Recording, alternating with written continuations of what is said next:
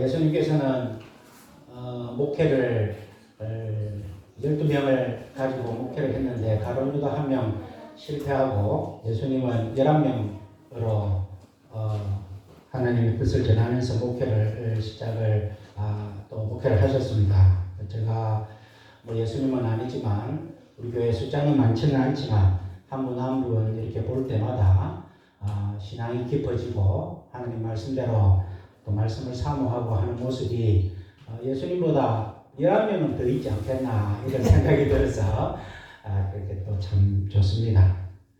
지난주에 우리 교회는 세계로 기도원의 그 1주년 기념 연합 예배에 참석하여서 색다른 경험을 하였습니다. 우리 교회 말고 다른 곳에 가서 예배를 드린 것이 아마 제 기억으로는 처음인 것 같습니다. 여러 가지 또 생각이 드는 그런 계기가 되었습니다. 좋은 부분도 있고 또 부족한 부분도 있고 또 생각이 여러 가지 또 복잡한 부분도 있으실 줄 압니다. 어쨌든 좋은 선물도 받았고 다 같이 함께 예배를 드리니 또 색다른 어떤 그런 경험이라 다음에도 그런 기회가 있었으면 좋겠습니다. 우리나라에도 그렇고 세계적으로 그렇고 많은 기도원이 있습니다. 기도원 중에서 사람들이 많이 찾는 기도원도 있고 찾지 않는 발길이 뜸한 기도원도 있습니다. 사람들이 왜 많이 찾는 기도원은 왜 많이 찾을까요? 사람들의 생각에 그 기도원에 가서 기도하면 기도 응답이 잘 된단다. 내가 경제적으로 참 어려웠는데 그 기도원에 가서 기도했더니 하나님께서 복을 주셔서 응답을 받았다. 건강이 안 좋았는데 불치병이 걸렸는데 그 기도원에서 안수를 받고 기도하니 병이 나았다. 그런 이유들 때문에 아마 유명한 기도원은 사람들이 많이 발길을 찾는 것 같습니다. 병을 고치는 것 중요하죠. 하나님께 물질적인 축복을 받는 것도 중요하죠. 가족이 자녀들이 잘 되는 것도 다 중요합니다만은 그것이 과연 우리의 기도의 목적이 될 수 있겠는가 하는 생각을 해봅니다. 만약에 병 고치는 것이 기도의 목표라면은 그러면은 병 걸린 사람들은 다 하나님께 저주를 받은 사람들이다 하는 것입니다. 부자가 되는 것이 다 하나님의 축복이라고 한다면 가난하게 신앙생활을 하는 사람들은 다 하나님 앞에 벌과 저주를 받으며 살아나가는 것이라 그렇게 해석을 할 수 있습니다. 우리가 병을 통하여서 하나님 앞에 병 낫기를 기도하기 이전에 이 병을 통하여 하나님께서 나에게 주신 메시지가 무엇인가? 하나님이 기뻐하시는 것이 무엇인가? 나에게 건강을 주셨고 나에게 부를 주셨다면 그것을 위해서 하나님 앞에 감사 기도하면서 이것을 통하여서 하나님께서 나에게 주신 뜻이 무엇인가? 주신 사명이 무엇인가? 그렇게 생각을 해야 그것이 바른 믿음이다. 그런 생각이 듭니다. 요즘 사람들은 트라우마다, 상처다, 치유다, 위로다 이런 말들을 많이 사용합니다. 물론 우리가 살아가면서 상처를 많이 받았죠. 우리도 위로와 격려가 필요합니다. 그러나 그 말들을 사용하는 사람들의 마음 바탕을 가만히 살펴보면 나한테는 별로 잘못이 없다는 것입니다. 나는 다른 사람으로부터 상처를 받았다. 나에게 트라우마가 있다. 아픔이 있다. 나는 치유를 받아야 된다. 위로를 받아야 된다. 그 말 속에는 나는 잘못이 없는데 살다 보니 그렇게 되었다 하는 그러한 생각들이 깔려 있는 것을 우리가 보게 됩니다. 트라우마나 상처 이전에 내가 혹시 하나님 앞에 죄 지은 것은 없는가? 라고 살펴보아야 됩니다. 내가 이렇게 사는 것이 혹시 하나님께서는 나에게 복을 주셨지만 내가 관리를 잘 못해서 내가 하나님 앞에 순종하지를 못해서 혹시 이런 결과가 나오지는 않았나 돌아봐야 되는 것입니다. 그래서 우리는 먼저 죄를 깨닫고 하나님 앞에 회개하는 것이 우선이 되어야 되는데 그렇다면은 그런 심리에는 우리 신앙의 심리에 나는 없고 하나님이 주인이시다 하는 신앙의 그런 생각이 깔려 있다는 것입니다. 세상 사람들은 내가 주인공입니다. 나는 별로 잘못이 없어야 됩니다. 그래서 종교를 믿더라도 내 마음대로 살고 적당한 때 내 소원을 들어주기 위해서 내가 헌금을 한가하면 내가 좋은 일을 하면 그러면 나에게 신이 복을 주면 되지 않겠나 그런 종교를 찾습니다. 가톨릭도 그렇고 불교도 그렇고 무당도 그렇고 사람들이 그것을 따르는 것은 내 삶은 변하지 않고 나는 내 생각대로 살고 싶고 내 마음대로 살고 싶다가 내 힘으로 안 되는 것은 신의 힘에 빌려야 되는데 복채를 많이 내면 돈을 많이 내면 내가 착한 일을 하면 내가 또 사회사업을 하면 나에게 신이 복을 주지 않겠는가 그런 생각으로 살아가는 사람들이 많이 있다는 것입니다.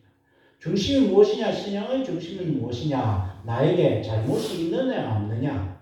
내 삶의 주인이 나냐 아니냐? 거기에 차이가 있는데 오늘날 사람들은 내 잘못을 인정하지 않고 내가 내 삶의 주인공으로 생각하고 하나님은 그저 나에게 복을 주는 들러리로 그렇게 생각하는 잘못된 신앙을 가지고 있다는 것입니다. 기도원에 가서 나에게 병을 낫게 해주기 위해서 기도하기 이전에 내 사업이 성공이 되게 기도하기 이전에 내가 과연 하나님 앞에 하나님의 말씀대로 하나님의 기뻐하시는 대로 살아왔느냐 하는 것을 먼저 돌아보고 하나님의 뜻을 구하는 것이 바른 기도요 바른 신앙이라고 할 수 있습니다. 디모데후서 3장 1절에 보면 말세에 고통하는 때가 이르리니 사람들은 자기를 사랑하며 돈을 사랑하며 자긍하며 교만하며 회방하며 부모를 거역하며 감사치 아니하며 거룩치 아니하며 이런 말씀이 나옵니다. 말세에 고통하는 때가 이런 사람들이 왜 고통하느냐? 자기는 잘 산다고 했지만 돈을 사랑하고 자기를 사랑하는 그 결과가 고통을 당한다는 것입니다. 교만하고 자긍하고 회방하고 부모를 거역하고 감사치 아니하는 그 핵심 모든 그 마음 바탕에는 자기가 잘났다, 나는 옳다 하는 생각이 깔려 있다는 것입니다. 그래서 교만하는 것입니다. 그래서 자긍하는 것입니다. 나는 괜찮다고 하는 것입니다. 그래서 부모를 거역하는 것입니다. 부모가 잘못되었다고 하는 것입니다. 시대의 흐름을 잘 모른다고 판단한다는 것입니다. 돈이면 다 된다고 생각하는 것입니다. 자기를 사랑하는 것입니다. 세상 사람들은 네 기분에, 네 감정에 충실하라 그렇게 이야기를 합니다. 죄된 우리의 인간들의 속성에 감정에 충실하면 안 됩니다. 우리의 본능에 충실하면 안 됩니다. 우리의 본능은 다 죄에 관련되어 있고 죄 때문에 오염되어 있어서 세상 사람들이 현재를 즐기라고 합니다. 네가 제일이라고 합니다. 네 기분대로 해라고 합니다. 감정의 흐름에 따라서 살아라고 합니다. 말은 그럴듯하지만 다 하나님으로부터 멀어지게 하고 하나님이 기뻐하시는 대로 살지 못하도록 유혹하는 마귀의 그런 유혹에 말장난이라는 것입니다.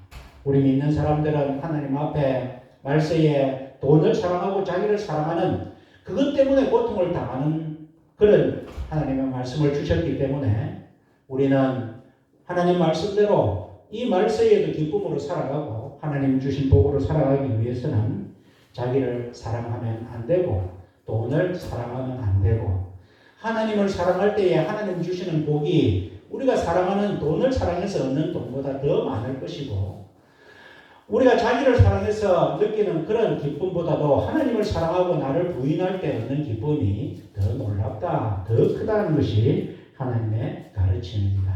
오늘 하나님께서 그렇게 가르친 대로 살았던 요셉이라는 인물을 통하여서 오늘 우리가 어떻게 살아야 되는 것인지 하나님께서 우리를 통하여서 무엇을 원하는지 한번 살펴보고자 합니다.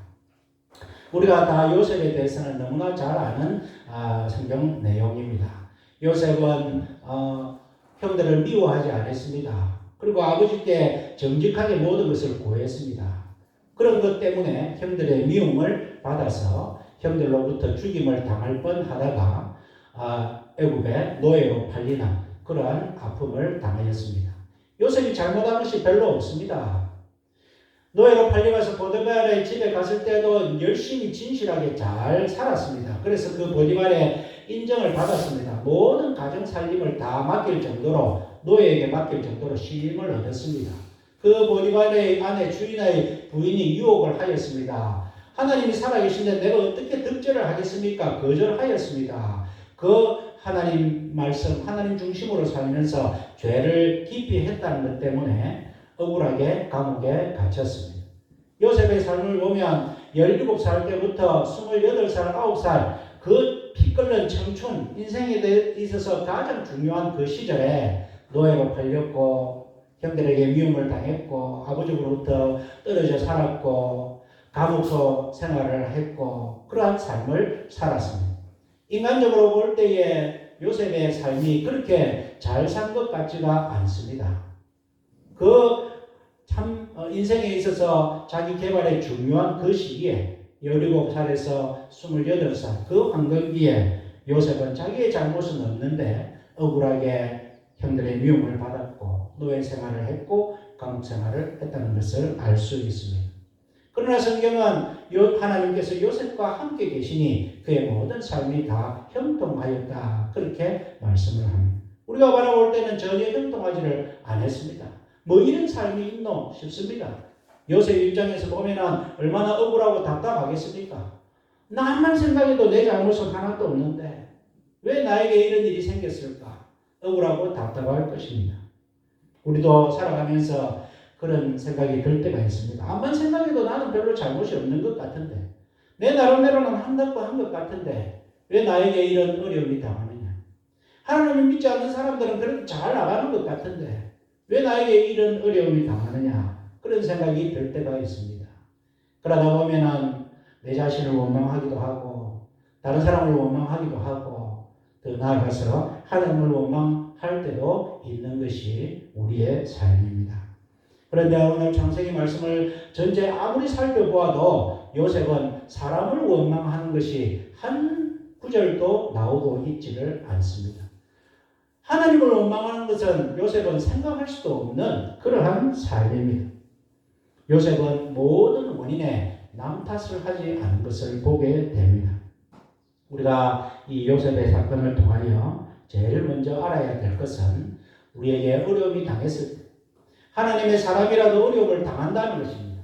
우리가 하나님께서 우리에게 복을 주셨다 해서 마냥 그냥 편안하고 형통하고 아무 일도 일어나지 않는 삶을 사는 것이 아니라 하나님의 백성들에게도 어려움이 생겨나는데 그 어려울 때 우리가 어떻게 살아야 되느냐? 요셉은 한 번도 사람을 원망하거나 하나님을 원망한 적이 없다는 것을 깨닫게 됩니다. 이 요셉의 심정은 예수님의 심정과 마찬가지입니다. 예수님께서 십자가에 달려서 제일 먼저 하신 말씀이 십자가의 7말씀 중에 제일 먼저 하신 말씀이 하나님 저들의 죄를 용서해 주십시오. 저들은 자기가 하는 것을 지금 알지 못하고 하고 있습니다. 군인들이 예수님을 묻고 조롱하고 또 여러 가지 사내들인 공의 회원들이 예수님을 또 심판하고 대제사장들 서기관들 이런 사람들이 예수님을 흠을 찾고 하는 그 모든 것을 다 아시지만 저들은 자기가 하는 것을 알지 못하고 하는 것입니다. 하나님 저들의 죄를 용서해 주십시오. 그야말로 아무도 원망하지 않는 대표적인 분이 바로 예수 그리스도다. 그렇게 말씀할 수 있습니다. 오늘 요셉은 예수님의 그 본을 따라서 아무도 원망하지 않는 그러한 모습을 보여주고 있는데 우리도 살아가면서 당하는 여러 가지 어려움 가운데서 하나님 앞에 그 뜻을 아는 기도를 할지언정 아무도 원망하지 않는 그러한 삶을 살아야 되겠다는 말씀입니다.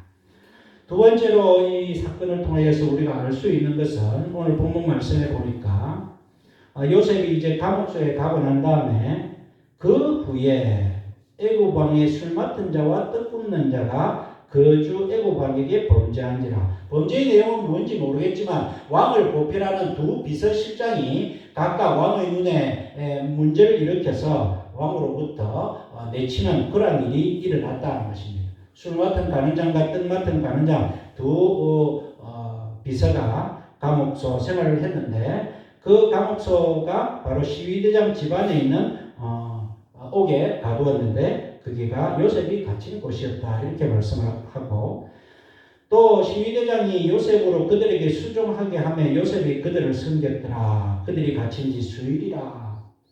오늘 이 본문 말씀에 보니까 그 후에 요셉이 여러 가지 억울한 일을 당하고 여러 가지 참 힘든 일을 당하고 감옥소까지 갈 그런 일 후에 오늘 왜 하필이면 그 후에 이 두 비서가 왕에게 이렇게 밑비었을까?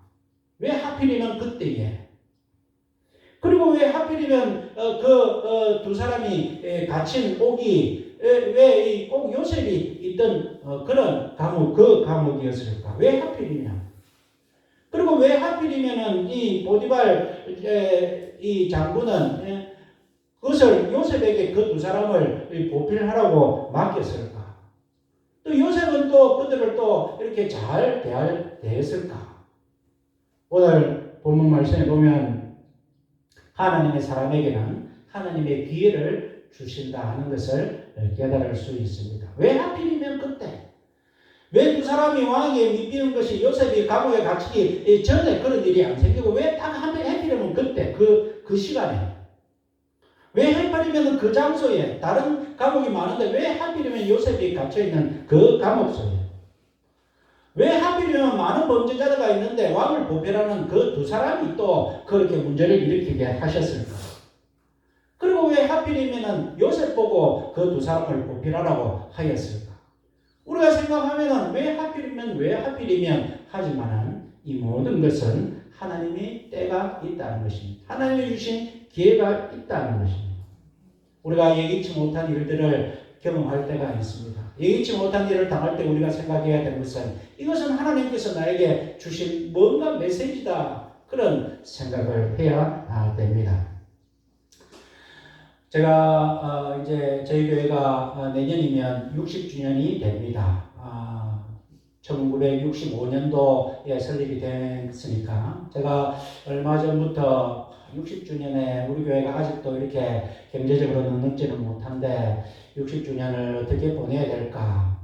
우리 마을 우리 교회 출신들 초대를 해서 예배를 드리고 싶은데 어떻게 또 대우를 해야 되며 어떤 예산을 편성해야 되며 그런 고민을 하고 있었는데 하나님께서 하필이면 제가 전혀 알지도 못하는 목사님이 그 신문에 글을 연재하게 해서 우리 교회의 역사를 찾게 되고 또 그것을 통하여서 여러 사람들과 또 만나게 되고 왜 하나님께서 이런 갑작스러운 그런 일들이 일어나게 하셨을까 생각할 때에 이것은 하나님께서 뭔가 또 나에게 주시는 우리 교회에 주시는 메시지가 있는 것 같다 그런 생각이 들었습니다. 그래서 기도하고 있는 중에 제일 문제는 우리가 경제적으로 여유가 없는데 한 2주 전에 갑자기 제 친구한테서 전화가 왔습니다. 한 몇 년에 한 번씩 전화 통화만 하는 세상에서 만났던 친구인데 한 4년 만에 전화가 왔습니다. 남산 가까이 왔는데 만날 수 있겠느냐. 그래서 우리 교회 카페에 불러서 차 한잔 했습니다. 차 한잔하고 이런저런 이야기를 하는데 우리 교회가 내년에 60주년이고 뭐 이런저런 최근에 와서 역사가 밝혀졌고 그런 이야기를 하는 중에 이 친구가 자기가 그동안에 사업에 실패도 하고 성공도 하고 여러 가지 한 6, 7년 동안에 있었던 이야기들을 쭉 이야기하는 가운데 뭐 교회를 열심히 나가지는 않습니다. 적은 수영로 교회에 적을 뒀는데 열심히 나가지는 않는데 자기가 최근에 하나님께서 자기의 물질에 복을 주셔서 내가 뭔가 이 물질을 가지고 선한 일을 하나님 기뻐하시는 일을 하려고 생각하고 있었는데 고산교회가 그런 형편에 있다고 하니까 내가 선교 헌금을 하겠습니다 해서 선뜻 100만 원에 헌금을 하였습니다. 그리고 며칠 지나니까 서울의 무슨 교회의 어떤 여집사님이다 하면서 어떤 집사님의 부인 누구 집사님인데 목사님 우리 교회에서 선교 헌금을 쓰고 남은 돈이 있어서 목사님 교회에 보내려고 하는데 계좌번호를 가르쳐 주십시오. 이렇게 하는 것입니다. 제가 그분이 누군지 알아야 그 교회가 어떤 교회인지 알아야 되는데 제가 이제 바로 누구라고 했습니까? 물어보기는 그래서 계속 말을 돌리면서 누군지를 확인을 해봤습니다. 그랬더니 얼마 전에 울산에 그 건축공사 때문에 왔던 제 친구 부인 여집사님인데 저하고는 처음 통화를 합니다. 결혼한 지 이제 뭐 40년이 다 돼가는 그런 관계지만 처음 통화를 하는데 그래 김영환 집사의 부인 누구 집사입니다 이라는데 그 앞에 이름을 제가 잘 못 들어가지고 누구의 부인인데 나에게 이렇게 전화를 할까 그리고 교회가 어디입니까? 하니까 3번 교회다. 그렇게 3번 교회에 아는 사람이 없는데 왜 그렇습니까? 이러니까 자기가 3여전도회인데 거기에서 선교원금을 쓰고 남은 돈이 있는데 이 돈을 어떻게 할까? 그래서 그 여전도회 임원들이 각자 아는 목사님이 있으면 그 목사님한테 전화를 해서 그 돈을 어떻게 쓰면 좋겠는가 좀 알아보자 이렇게 의논을 했는데 여집사님이 자기 남편이 이제 우리 여기에 오게 되고 또 우리 고등학교 이야기를 하니까 내가 아는 목사님 중에 이래이래한 목사님이 있다 이야기를 하니까 거기에서 그러면 뭐 알아보고 할 필요 없이 우리 남은 돈을 거기 보내자 해서 바로 전화 한 통 받고 70만 원을 받았습니다. 왜 이런 일들이 연거푸 생겨날까? 우리가 우리의 삶에 뜻하지 않는 일들이 생겨날 때는 반드시 거기에는 하나님의 뜻이 개입되어 있다 하는 것을 알 수 있습니다. 우리가 하나님의 앞에서 이 어려운 교회에서 우리가 신앙생활하고 하나님을 기쁘시게 하기 위해서 올초에 우리가 도와달라는 데가 많아서 제가 무리하게 예산을 책정을 해서 사실은 돈이 조금씩 부족하고 있는 상황이었습니다. 그런 상황에서 하나님께서 또 이렇게 필요할 때 적절할 때에 우리에게 보내주신 것은 하나님이 우리 교회를 살피고 계시다 하는 그런 느낌을 받았고 우리의 삶에 예상하지 못한 일이 일어날 때는 오늘 요셉이 감옥소에 그냥 있다가 그냥 뭐 몇 년 동안 감옥소에 살지 모르지만 그냥 지내는데 왜 하필이면 그때 두 비서가 왕에게 미움을 받았어? 왜 하필이면 그때 그 감옥에 와서 왜 하필이면 그때 요셉이 수종들게 해가지고 왜 하필이면 그때 우리는 잘 알지는 못하지만 하나님의 계획은 왜 하필이면 그때가 아니고 내가 다 계획했던 거고 내가 다 예상했던 거고 때가 되어서 내가 그렇게 하는 것이다. 하나님께서 우리에게 그렇게 말씀해 주시고 계십니다. 예레미야서 29장 11절 말씀입니다. 너희를 향한 나의 생각은 내가 안 하니 재앙이 아니라 평안이요 너희 장래에 소망을 주려는 생각이라. 하나님께서 우리에게 분명히 말씀하십니다. 너희를 향한 내 생각이 있는데 너희는 잘 모르지? 나는 잘 안다. 너희에게 내가 하는 것은 재앙이 아니고 너희에게 평안을 주려고 하는 것이고 너희 장래에 소망이 있도록 살게 해주기 위한 것이다. 이것이 하나님 우리에게 주시는 말씀이다. 하나님은 우리가 그저 그렇게 살다가 죽기를 원하시는 것이 아니고 하나님은 우리가 예수의 이름으로 구원받기를 원하십니다. 하나님은 우리가 이 땅에서 그냥 다른 세상 사람들에 치여서 그냥 그렇게 이름 없이 그냥 빛 없이 사는 그런 삶이 아니라 하나님께서는 이 땅에 소금과 빛의 그런 삶으로 살게 하시는 것이 하나님의 소원이고 하나님의 계획이라는 것입니다. 하나님은 우리가 그냥 괴로워서 죽기보다는 하나님께서는 우리에게 이미 주신 복을 누리면서 살게 하시는 것이 하나님의 계획이다. 모든 것은 하나님께서 우리에게 다 주셨는데 오늘 우리 주일학교 아이들하고 말씀을 나눌 때 얼굴은 하나님께서 우리에게 주신 선물이라면 은사는 우리가 하나님의 주신 은혜를 갚는 결과는 그 얼굴을 가지고 미소와 감사로 보내드려야 되는 것이 우리의 은사의 역할이 아니냐 하는 것입니다. 하나님께서 우리에게 팔다리의 힘을 다 주셨습니다. 그 팔다리의 힘으로 열심히 주의 일을 하도록 하는 것이 하나님의 그 은혜에 보답하는 은사가 아니냐 하는 것입니다. 하나님께서는 우리에게 재앙이 아니라 우리의 장래에 소망이 있기를 원하시고 우리가 복을 누리며 살기를 원하시고 우리가 이 땅에서 하나님의 이름으로 승리하시기를 원하는데 우리가 거기에 하나님의 그 계획에 맞장구를 치지를 못해서 이렇게 살아가고 있다면 우리가 다시 하나님의 말씀에 회복되어서 우리의 삶들을 다시 돌아보고 하나님께서 주시는 기회를 가지고 놓치지 않고 요셉처럼 하나님의 주신 이 기회를 잘 받아서 살아야 되는 것이 아닌가. 오늘 이 사건을 통하여서 우리가 깨달을 수 있습니다. 그러다 보니까 우리가 가만히 생각해 보면 감옥이라는 데가 꼭 나쁜 것만은 아니구나 그런 생각까지 가게 됩니다. 요셉은 죄인입니다. 요셉은 노예입니다. 왕을 만날 기회가 없습니다. 그런데 억울하게 감옥에 갔기 때문에 그 바로왕을 만날 수 있었고 그 바로왕의 꿈을 풀 수 있었다는 것입니다. 하나님의 뜻을 깨닫는다면 우리의 생각과는 달리 감옥이라는 것이 꼭 그렇게 나쁜 것은 아니구나. 하나님께서 나에게 여러 가지 힘든 일을 주셨는데 이것이 꼭 그렇게 나쁜 것만은 아니구나. 하나님의 시각으로 바라볼 때는 하나님께서 다시 이것을 연단하여서 나를 통해서 뭔가 하나님의 작품을 이루시려고 하는 것이구나. 그렇다면 감옥도 괜찮다. 그렇다면 나에게 주신 이 시련도 괜찮다.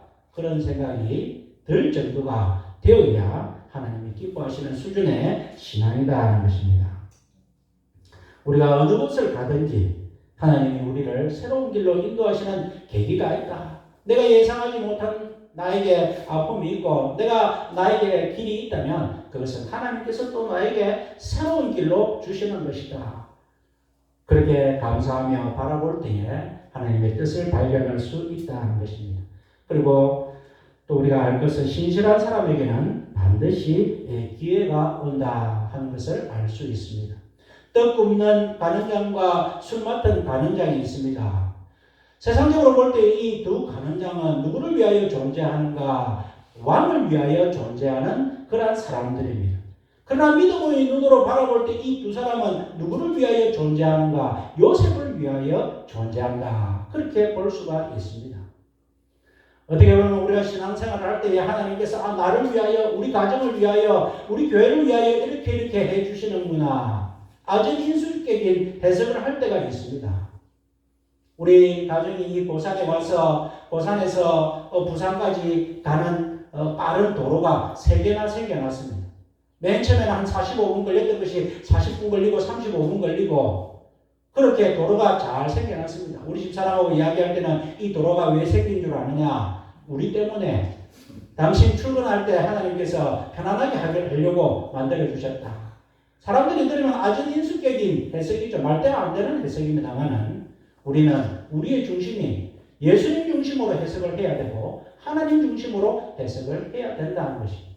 술 맡은 가는장과 떡 맡은 가는장이 왕을 위하여 존재하는 존재가 아니라 요셉을 위하여 존재하는 그러한 사람들이었기 때문에 이 두 사람의 꿈풀이를 통하여서 요셉은 왕을 만나는 기회를 얻게 되는 것입니다. 우리는 우리의 생애를 하나님의 역사를 위해 사용하기에 원할 때에 건강하든 병에 걸렸든 결혼을 하든 못하든 직장을 다니든 퇴직을 했든 심지어는 우리가 일찍 죽든 오랫동안 살든 그 모든 것을 우리에게 맡기신 하나님의 뜻이 있기 때문에 그 뜻에 우리가 순종하면서 살아가는 것이 우리의 하나님의 백성들의 삶이라는 것입니다. 4절에 보니까 그들에게 순종하게 하며 요셉이 그들을 섬겼더라. 요셉은 그 두 사람이 왔는데 그 감옥 속 안에서 잘 섬겼다. 그런 이야기입니다. 요셉은 어떤 환경 속에서도 지금 잘 섬겼습니다. 자기가 얼마나 억울하고 답답합니까? 이때가 지금 감옥 속에서 근한 10년이 다 돼갈 때의 이야기입니다. 얼마나 억울하고 내 코가 석자인데 내가 누구를 돕습니까? 그러나 요셉은 자기 코가 석자라는 걸 생각하지 않고 하나님께서 맡겨주신 사명을 충실하게 감당하였습니다. 섬겼다. 우리 예수님께서도 내가 인자가 이 땅에 온 것은 섬김을 받으려 한 것이 아니요 섬기려 하고 자기 목숨을 대속물로 주려 함이라 그렇게 예수님께서 말씀을 하셨습니다. 예수님의 삶을 여러 가지로 해석할 수 있지만 예수님께서 해석하신 해석은 나는 이 땅에 왜 왔느냐? 섬기러 왔다. 그렇게 말씀을 합니다. 우리가 예수님을 믿으면서 예수님의 백성으로 살아가면서 예수님도 섬기러 왔는데 우리도 우리의 삶이 섬기는 자세가 되어야 되지 않겠느냐? 세상 사람들은 돈 때문에 권력 때문에 갑절을 하고 섬김을 받으려고 하지만 섬김을 하는 그 자세가 얼마나 참 힘들고 피곤합니까? 남이 알아주지 않는 것이 힘듭니다. 그러나 우리 하나님께서 기뻐하시는 삶은 섬기는 삶이다. 요셉이 그들을 섬겼더라. 그와 마찬가지로 우리 하나님의 백성들은 다른 사람을 잘 섬겨야 됩니다. 잘 섬길 때에 하나님께서 주시는 선물이 있습니다. 보니까 6절에 아침에 요셉이 들어가 보니 그들에게 근심빛이 있는지라. 섬기는 자세로 보니까 아침에 딱 보니까 그 두 사람의 표정이 안 좋더라 하는 것입니다. 그래서 왜 안 좋느냐 물어보니까 꿈을 꿨는데 이러이러한 꿈을 꿨다. 그렇게 이야기를 합니다. 섬기는 자세를 하다 보니까 상대방의 형편을 파악할 능력이 하나님께서 통찰력을 주시면 섬기는 자세가 없으면 다른 사람이 어떤 표정을 갖고 있는가, 어떤 아픔을 있는가 관심도 없고 잘 알지도 못합니다. 그런데 섬기는 자세로 있다 보니까 다른 사람들의 표정을 보면 다른 사람의 아픔이 무엇이고 필요가 무엇이고 어떤 형편에 처해 있는 것이 관심이 가지더라 하는 것입니다. 마음이 가지더라 하는 것입니다. 하나님은 우리가 그렇게 살기를 원하십니다. 그래서 이번 하나님께 원망도 안 했죠. 그냥 맡은 일들은 묵묵히 신실하게 잘 했죠. 또 섬기라 하면은 또 열심히 섬겼죠. 자기의 신분으로 오면은 한 부족의 귀한 아버지로부터 사랑을 독차지했던 그런 귀한 존재였습니다. 부족함이 없는 그런 존재가 억울하게 노예가 되고 억울하게 감옥 생활을 하고 그 마음에 섬길 마음이 생기겠습니까마는 요셉은 하나님의 사람이라 섬기라 하니까 섬겼습니다. 변함없이 하나님을 의지하는 그러한 모습을 보고 있습니다. 그리고 그 섬기는 마음으로 따뜻한 말과 위로를 전하고 있습니다. 무슨 일이 있습니까? 우리가 살아갈 때 우리 주위의 사람들, 때로는 우리가 싫어하는 사람들도 있습니다. 미워하는 사람들도 있습니다. 저도 노예를 가면 별로 대화하고 싶지 않은 목사님들, 안 좋아하는 목사님들이 있습니다. 어떻게 하다 보니까 같이 앉게 됩니다. 뭔 말이라도 해야 되는데, 그래서 그냥 형식적으로 뭐 어떻습니까? 교회가 어떻습니까? 전에 건강은 어떻습니까? 그렇게 이야기를 하다 보면 그분이 자기의 이야기를 하고 자기의 얘기를 듣다 보면 내가 겉으로만 판단했던 그런 사람은 아니었구나 하는 것을 깨닫게 됩니다.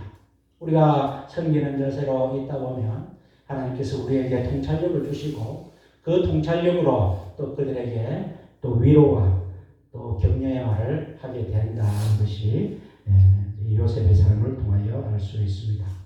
로마서 15장 1절에 믿음이 강한 우리는 마땅히 믿음이 약한 자의 약점을 담당하고 자기를 기쁘게 하지 아니할 것이라. 과거에 제가 평신도로 있을 때 목사님들 설교를 들으면 어떤 분은 교사 출신의 목사님, 아주 바른 목사님, 도덕적으로 참 완전한 목사님이 계십니다. 그 목사님은 한 번씩 그럽니다. 여러분들, 나는 한 번도 새벽기도를 빠진 적이 없는데 여러분들 새벽기도 나오는 것이 그렇게 힘듭니까? 나는 주일을 한 번도 어긴 적이 없는데 여러분들 주일 교회 오는 것이 그렇게 힘듭니까? 그런 이야기를 할 때에 성도들 제 마음속에 별로 은혜가 안 됩니다. 그런데 제가 아주 싫어하는 목사님, 그런 목사님이 한 번은 펑펑 울면서 나는 설교할 자격이 없습니다. 새벽까지 집사람하고 부부싸움 하다 왔습니다. 그런 이야기할 때 얼마나 은혜가 되는지 모릅니다.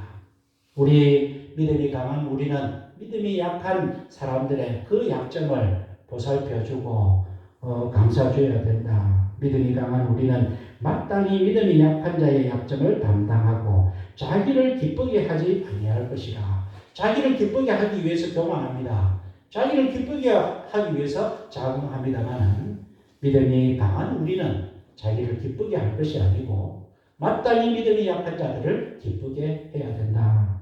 그것이 주님이 주시는 말씀입니다.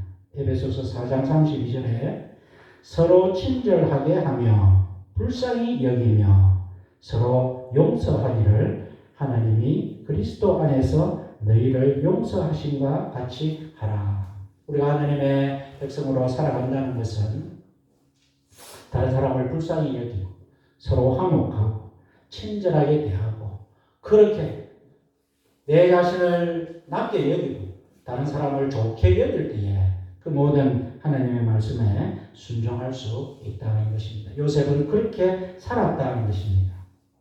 그리고 요셉은 보니까 8절 말씀에 이제 꿈 이야기를 이제 들으려고 자 이야기하십시오 이라면서 8절 후반부에 해석은 하나님께 있지 아니하니까 자기의 잘난 체가 하나도 없다는 없다는 것입니다. 나중에 꿈풀이는 자기가 합니다. 그러나 요셉은 해석은 하나님이 하시는 것입니다. 나는 아무것도 아닙니다. 나는 도구에 불과합니다. 내가 여러분들에게 이렇게 잘 섬기고 내가 하는 거 이 모든 삶이 다 하나님께서 주관하신 것입니다. 나중에 형들을 용서할 때도 마찬가지입니다. 형들이 나를 팔아서 이 애굽의 노예로 판 것이 아니라 하나님께서 형들을 통하여서 앞서 우리 가정을 이루기 위해서 나를 앞서 보내신 것입니다. 형들은 나를 미워하고 판 것이 아니라 여러분들은 기도하는 마음으로 나를 파송한 것입니다. 그렇게 이야기를 할 때에 그것이 억지로 만든 말이 아니고 요셉의 진심에서 나오는 말이다. 요셉은 왜냐? 요셉은 하나님의 사람으로 그렇게 사는 것이 옳다고 생각했기 때문에 근본적인 성품 자체가 하나님의 사람이었기 때문에 요셉은 그렇게 고백할 수 있습니다. 해석은 하나님께 있는 것이 아닙니까?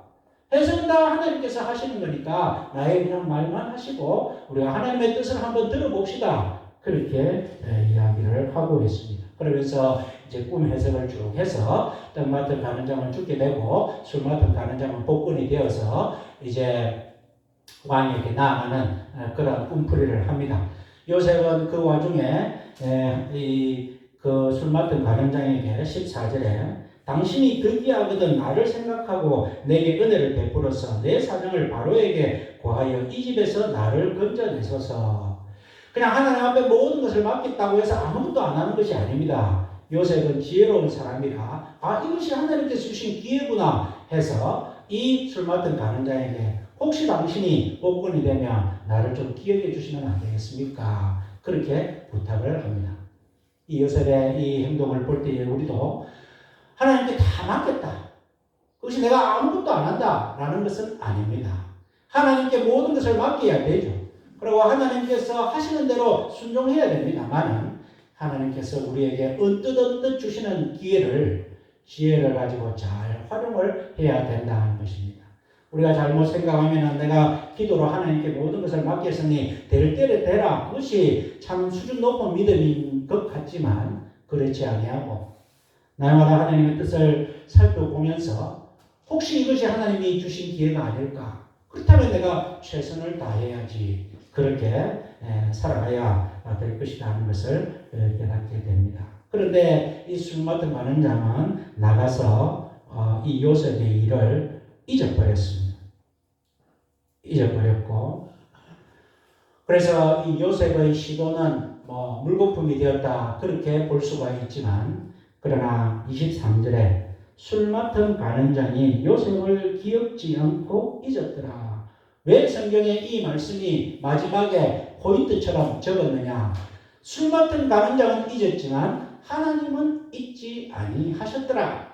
그 이야기를 하려고 이것을 강조를 두고 있다는 것입니다. 술 맡은 가는 자는 요셉을 잊었더라. 적을 필요가 없습니다. 문맥에 연결이 되기 위해서는 이 사건을 하기 위해서는 이 말이 아무 필요가 없지만 그러나 하나님께서는 술 맡은 가는 자는 잊었지만 사람은 잊었지만 너의 인간적인 시도는 불발로 끝났지만 그러나 나는 너를 잊지 않고 있다. 그 말씀을 요셉에게 주셨고 요셉은 그 말씀을 붙들고 결국은 세계를 다스리는 애굽의 총리가 되어서 하나님께서 이루시는 하나님의 나라를 이루는 기초를 다지는 역할을 감당하였다는 것입니다.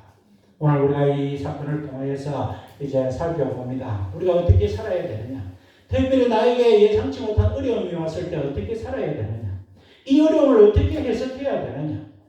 요셉의 사건을 통하여서 요셉처럼 사람을 원망하지 않고 하나님을 원망하지 않고 어떤 곳에 있었으나 하나님을 믿는 신실함으로 최선을 다하고 섬기는 마음으로 섬기며 하나님께서 그 섬기는 자에게 주시는 그러한 축복도 누리면서 나에게 이래도 좋고 저래도 좋고 그렇지만 하나님께서 또 나에게 주신 기회는 내가 지혜롭게 잘 받아서 내가 최선을 다할 때에 사람은 혹시 나를 잊어도 하나님은 언젠가는 나를 잊지 아니하시고 너희를 향한 나의 생각은 내가 안 하니 재앙이 아니라 평안이다. 하나님께서 우리에게 원하시는 삶은 재앙이 아니다. 내가 이처럼 이렇게 살다가 그냥 마무리하는 것이 아니고 나를 통해서 하나님의 영광 받으시려고 하고 하나님께서는 나에게 처음 주신 복이 열매를 맺기를 원하시는 분이구나. 재앙이 아니라 평안이요 장래에 소망을 갖게 하려고 하시는구나 생각하면서 사람은 잊어도 하나님은 결코 잊지 아니한다. 이 믿음을 붙들고 살아갈 때에 우리의 삶에는 실패가 없습니다. 우리의 삶은 그냥 안 좋은 클라이막스로 끝나는 것이 아니다. 우리 하나님께서 이 요셉의 사건을 통하여 우리가 이 요셉처럼 믿음의 삶을 살아간다면 모든 역경 가운데서도 하나님의 뜻을 발견하고 하나님이 맡겨주시는 그 사명을 잘 감당하며 잘했다 칭찬받는 삶을 살 수 있는 그러한 믿음으로 살아라고 오늘 이 말씀을 주셨는데 이 짧은 말씀 가운데서 우리가 요셉처럼 승리하시는 저와 여러분들의 믿음 생활이 되시게 할 주님의 이름으로 축원드립니다. 아멘. 사랑과 은혜의 하나님 아버지, 우리가 인간적으로 생각할 때는 요셉은 열심히 잘 살았지만 요셉의 젊은 날은 불행했다고 생각할 수 있습니다만 그러나 믿음의 눈으로 바라볼 때는 전혀 그렇지 아니하였고 심지어는 그 감옥에 있는 것이 나쁜 것만은 아니었다는 것을 우리가 깨닫게 됩니다. 하나님 우리의 삶 가운데서 여러 가지 어렵고 힘든 일이 와도 우리 하나님의 그 뜻을 깨닫고 전적으로 하나님 앞에 맡기면서 하나님 주신 기회를 사모하고 그 기회를 지혜로 잘 또 섬기면서 살아갈 때에 사람은 잊어버려도 우리 하나님은 결코 잊어버리지 아니하시고 우리의 삶을 통하여 영광 받으시고 열매 맺게 하시는 줄 저희들 깨닫고 감사를 드리며 이 요셉의 삶이 우리의 삶이 되게 하여 주시옵소서. 예수님 이름으로 기도하옵나이다. 아멘.